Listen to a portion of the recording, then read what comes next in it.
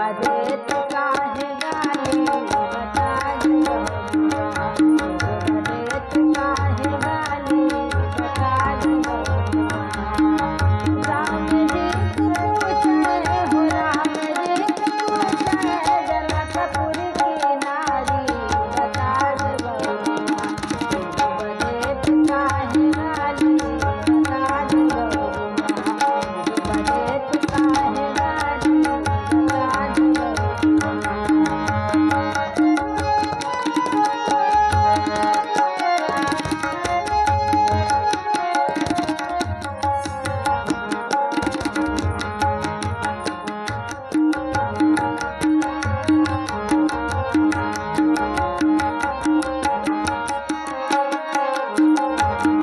तोहरा से पूछूं मैं ओ धनुषधारी हो, तोहरा से पूछूं मैं ओ धनुषधारी।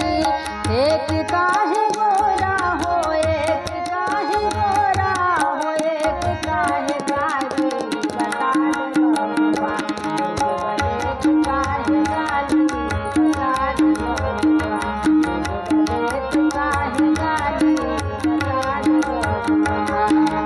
राम जी पूछे हो राम जी पूछे जनकपुर की नारी बता दो बबुआ, बदेत काहे गाली बता दो बबुआ, बदेत काहे गाली बता दो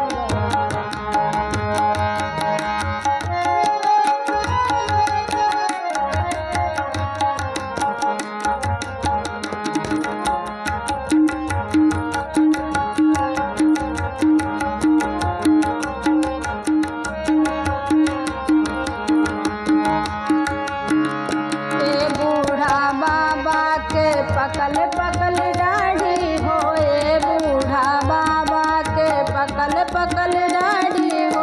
देखा माँ पातर हो देखा माँ पातर हो, खाए भर थाली बता दो बबुआ, बदेत काहे गाली बता दो बबुआ, बदेत काहे गाली बता दो बबुआ। राम जी पूछे हो राम जी पूछे जनकपुर की नारी बता दो बबुआ, बदेत काहे गाली बता दो बबुआ।